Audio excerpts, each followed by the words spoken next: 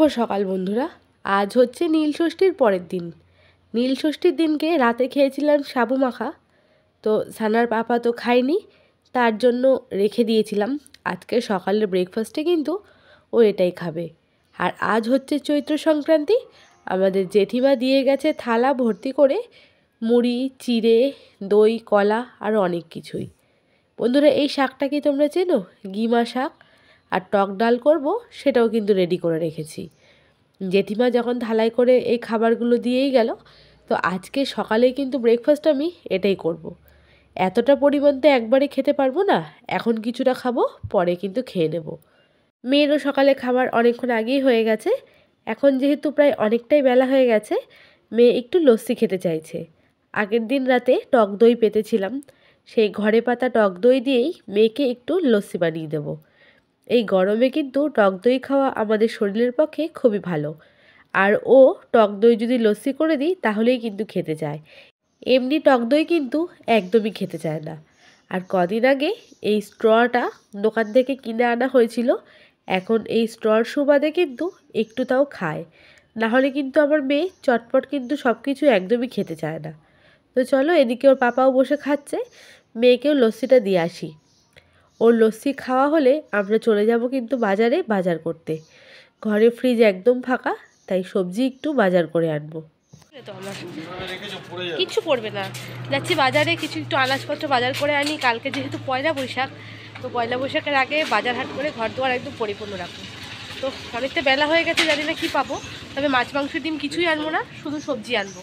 কেননা সবজিটাই আমার কাছে আসল। সত্যি কথা বলতে মাছ মাংস ডিম যখন তখন আনা যায়, কিন্তু সবজিটা চট করে সবসময় বাজার খোলাও থাকে না, আনাও যায় না।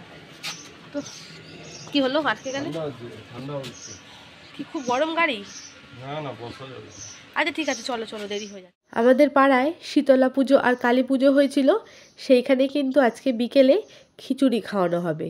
আর তার জন্যে মাঠে ফাংশন হবে, সেই প্যান্ডেল করা হচ্ছে। চলে এসেছি বাজারে। একটু যেহেতু বেলার দিকে বাজারে এসেছি, সবজিগুলো কিন্তু একটু সস্তায় পাওয়া যায়। আর খুব সকালে যদি আসা যায়, তখন সবজির কিন্তু আগুন ছোঁয়া দাম থাকে।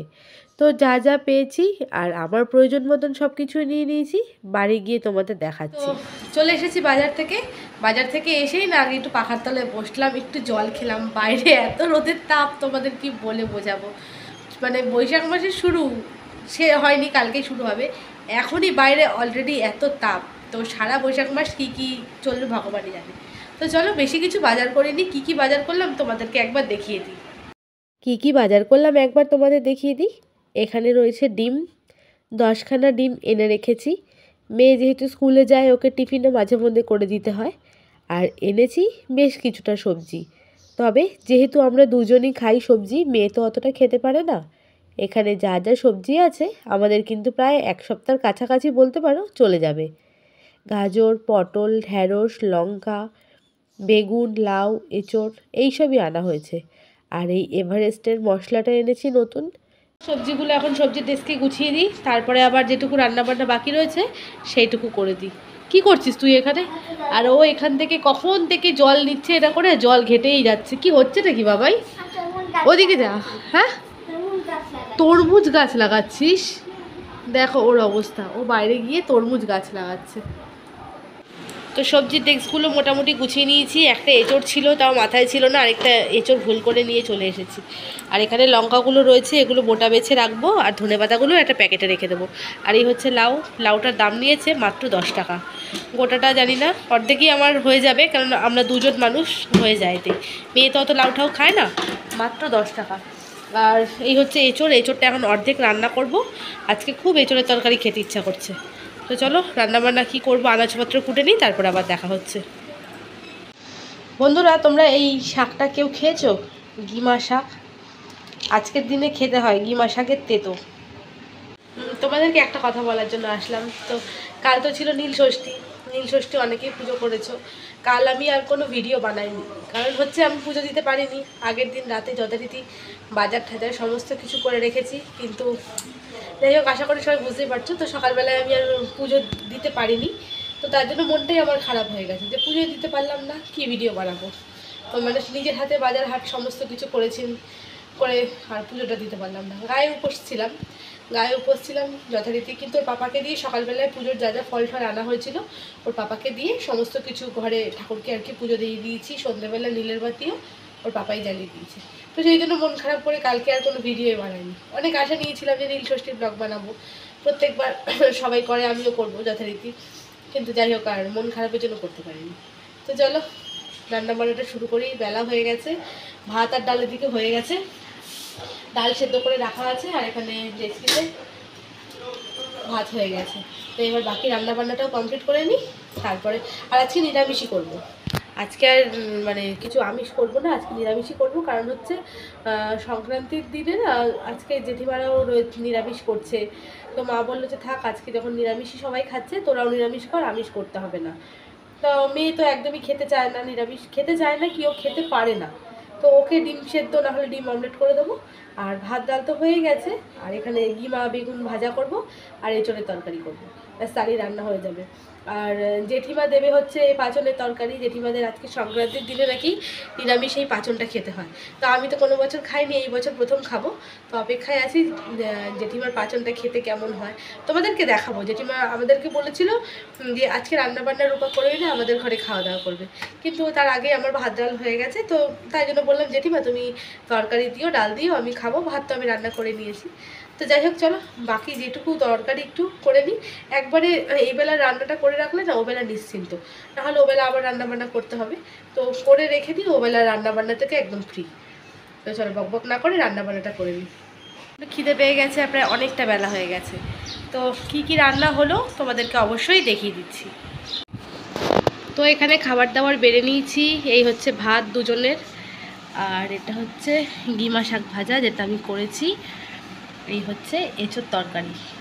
আর তোমাদেরকে পাঁচনের কথা বলছিলাম, এই হচ্ছে সেই পাঁচন তরকারি যেটা জেঠিমা দিয়েছে, আর এই হচ্ছে জেঠিমার দেওয়াই টক ডাল, আর তার সাথে করেছি ডিমের অমলেট।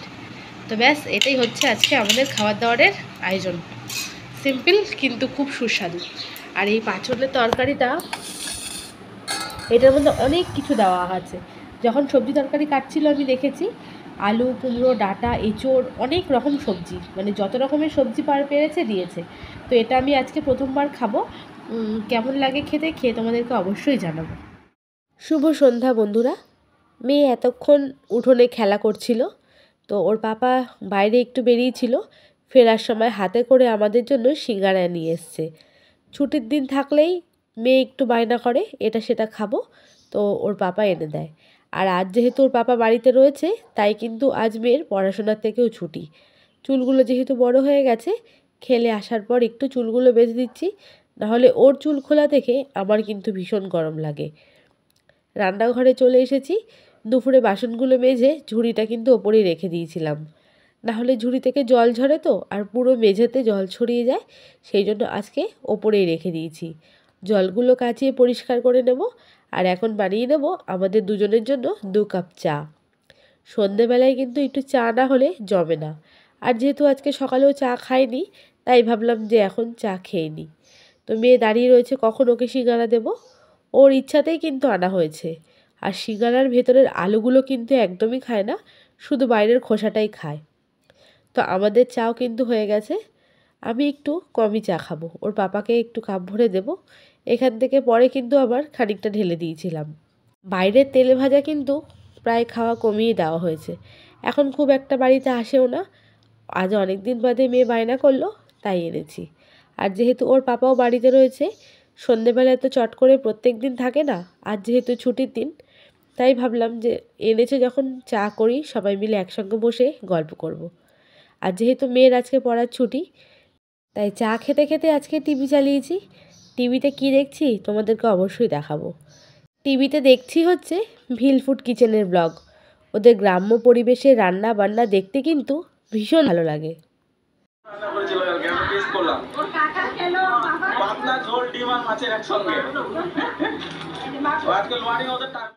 পরের দিন যেহেতু পয়লা বৈশাখ, তাই আজ চলে এসেছি মেয়ের জন্য জামা কিনতে।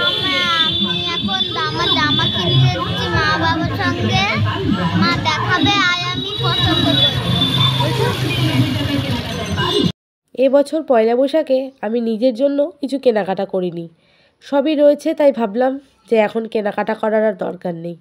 তবে মেয়ে যেহেতু ছোট, ওকে তো বাদ দিলে চলবেই না, তাই ওকে নিয়ে চলে এসেছি বাজার কলকাতায়।